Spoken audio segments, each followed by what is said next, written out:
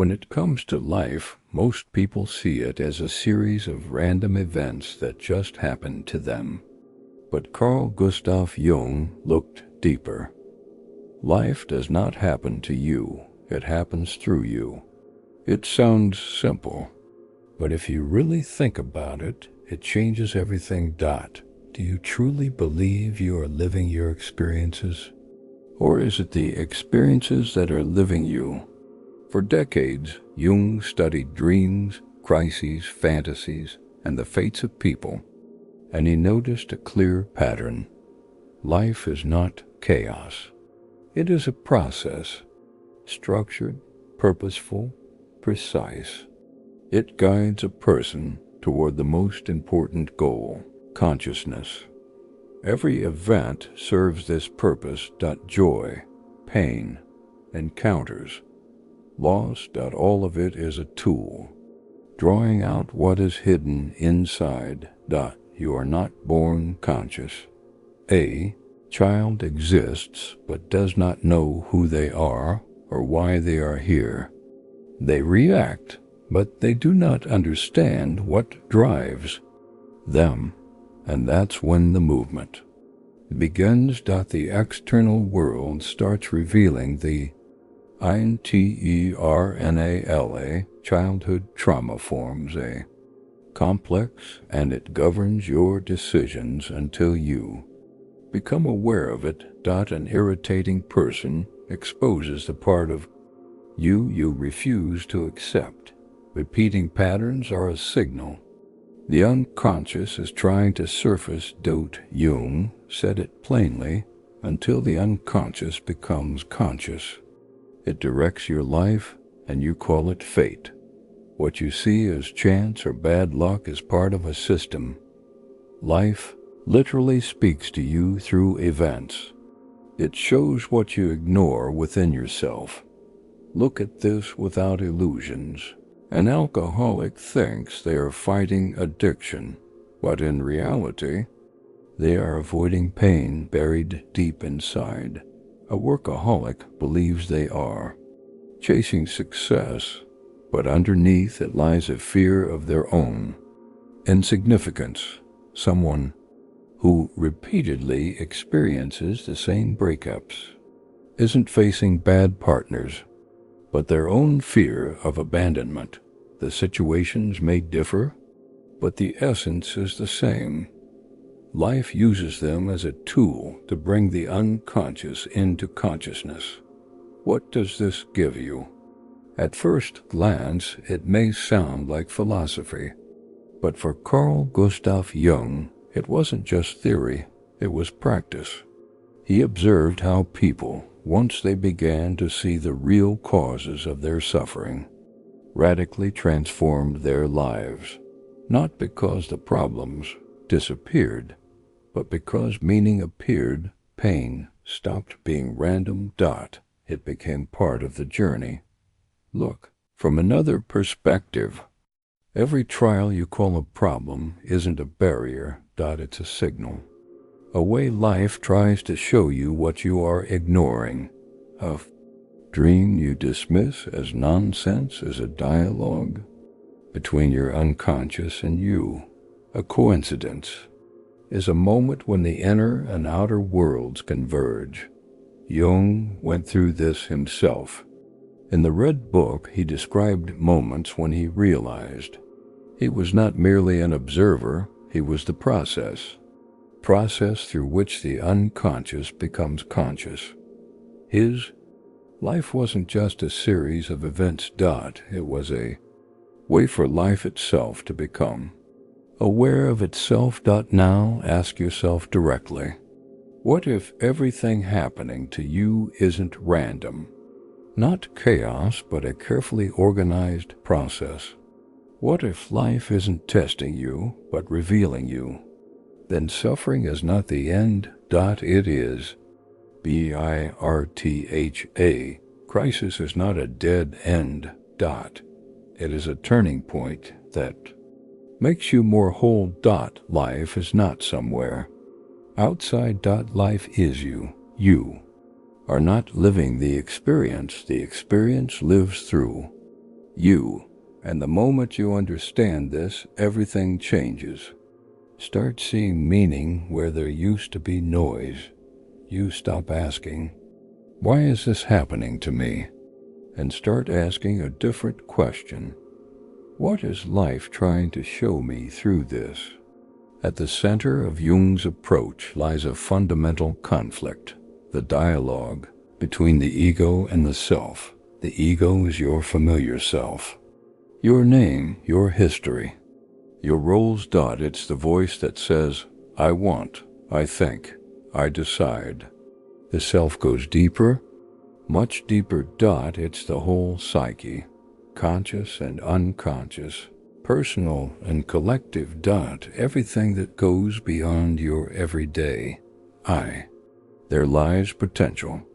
There lies wisdom. There lies direction. And often, it doesn't align at all with what your ego wants. Carl Jung saw this conflict in every life. The ego seeks comfort, stability, and security. The self demands growth, truth, and authenticity. The ego clings to what is familiar. The self breaks limiting forms to bring you toward wholeness. This isn't abstract. It shows up in the key events of your life. Crisis that destroys your career isn't random. It's a signal. The path your ego chose has become too narrow. A loss that feels tragic is actually freeing space. The self removes what you were clinging to, making room for something greater. Think about it. How many times did it feel like everything was falling apart, only for that exact moment to open a new level in your life? Jung explained it simply. The self guides you forward, even when the ego resists. The first half of life belongs to the ego. You build your identity, your career, your relationships, and achieve your goals. Then everything changes. In the second half of life, the self emerges, and it begins to break old structures, not because of a mistake, but because it's time for a new path, a path toward wholeness. That's why the midlife crisis isn't a failure. It's a transition, a moment when life calls you to be real. Jung himself went through this. His ego wanted recognition, to be a doctor, a professor, a successor to the scientific tradition. But the self led him in a different direction, a break with Sigmund Freud, a deep dive into the unconscious, working with symbols and inner visions. From the outside, it might have looked like madness. From the inside, like a breakdown, but he understood the most important thing. The tension between ego and self is not a problem. It is the source of a living, authentic life. It's not chaos. It's development. Every difficulty carries meaning if you stop running from it. Relationships that shake you out of your familiar patterns show the limits of your ego. A failure that seems catastrophic destroys a false picture of yourself. Moments when everything seems meaningless are when illusions are stripped away. Life isn't going wrong when it gets hard. It is going exactly as it should. Jung emphasized, this conflict doesn't need to be won. It needs to be recognized. You don't have to pick a side. You need to learn to see the tension and live consciously within it, because this is where meaning is born. The ego is necessary. Without it, you couldn't act, make decisions, or interact with the world. But here's the key. The ego is not the final version of you. The ego is not you. It is a tool through which the self comes to know itself. Life will put you in situations where the ego loses control, and it is in that moment that depth is revealed. That's why it feels as if something greater lies behind your desires. Take an honest look at your own experience. Crisis that felt like the end. What if it was actually a step toward wholeness? A loss you saw as punishment. What if it was actually liberation? Carl Jung suggested not to run from these questions. On the contrary, to step into them, because when you start seeing the voice of the self in your struggles, life stops feeling like chaos. It becomes a process in which even pain has a purpose. Everything you go through is a stage. On it, ego and self are engaged in constant dialogue. This is not a system malfunction. This is the system itself, and once you see it, pain stops being the enemy. It becomes the language through which life speaks to you. Jung went even further. Every person lives inside a story. Even if they don't realize it, you don't perceive reality directly. You see it through a narrative that your unconscious has created about yourself.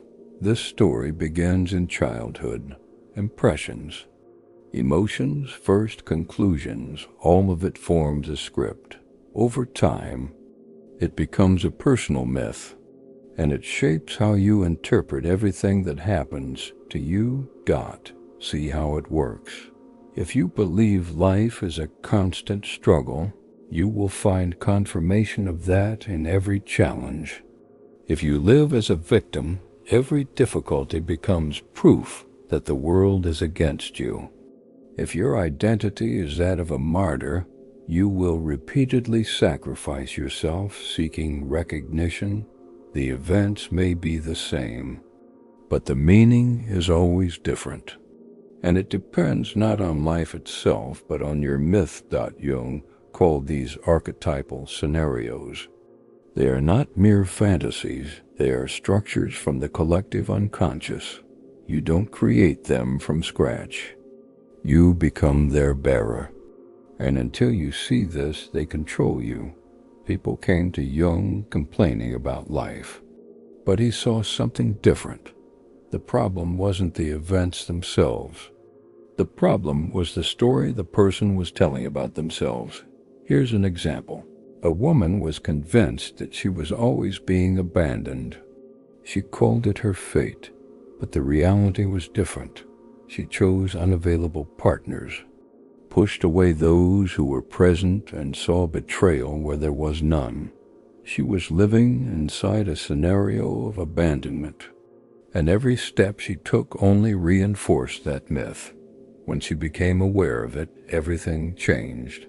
The events remained, but the meaning shifted. She saw that life was not against her.